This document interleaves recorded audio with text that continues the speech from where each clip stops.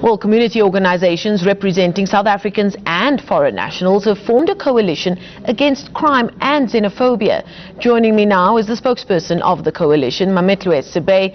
Thank you so much for your patience and for joining us in the studio. Let's start with how you and the other organizations decided to start this coalition. Well, the coalition was initiated by Workers' and Socialist Party, to which I belong. We have been doing a lot of solidarity work amongst foreign nationals. Last year, solidarity with the people of Zimbabwe in their struggle, to free their country from dictatorship. And when the sentiments and tensions have been rising for some time, we began to organize, and we called a meeting, I think, last week, and that is where the decision was taken to form a coalition to campaign against xenophobia, but also issues behind xenophobia. It is of crime, unemployment, and poverty, which are fueling xenophobia in our communities. Let's talk a little bit about those core reasons. What do you and the coalition believe is really at the center of these flare-ups that we seem to see time and time again?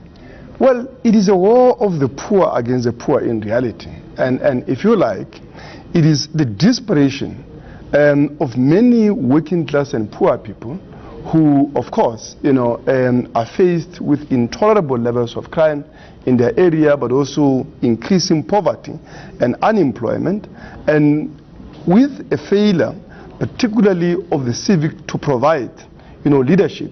They are turning against each other. But we are saying that xenophobia is a dead end. The struggles of the working class in this country, as the students have demonstrated through the fees must fall, as we have shown through the outsourcing must fall, that it is only when the working class and the poor are united that we can make advances in our struggles, whether being the struggles for a better, quality, free education, or for better and conditions of work in workplaces, or in this case, the struggle for delivery of services, the struggle against crime, but also the struggle against joblessness for majority of the working class and poor youth in communities. Now, you're obviously very hands-on in these communities that we've been seeing these flare-ups in. What are the South Africans that are involved in these kinds of incidents of violence? When you speak to them about this being a war between the poor and the poor, what is the reaction that you get from them? Well, obviously, I've hardly met, a hardcore xenophobe, if you like. Most of the people are people that are frustrated, and in this case, I must say, when you look at the issue of crime, which has been one of the driving factors in this, the failure of an effective policing of drug trafficking, which is devastating lives of many young people in our communities, and in many instances, the complicity of the police, with their work with drug lords. And if you like, what we are dealing with here is a capture really of that segment of the state by the drug lords, who in open are actually peddling their drugs with a devastating consequence for the community. But and of course, the question of unemployment is one of the factors. But it is not the foreign nationals that are actually responsible for the mass unemployment that we're having. It is the mining companies, it is key sectors of our industries that are destroying jobs in mass, that has created millions of unemployment in this country. Now, we've just heard from the Minister of Home Affairs, Malusi Gigaba, expressing his concern and addressing these various issues. But it's 2017. Every few months, every few years, we see a flare-up of this nature. Do you think that government has failed to speak to and solve those issues at the core of these kinds of incidents?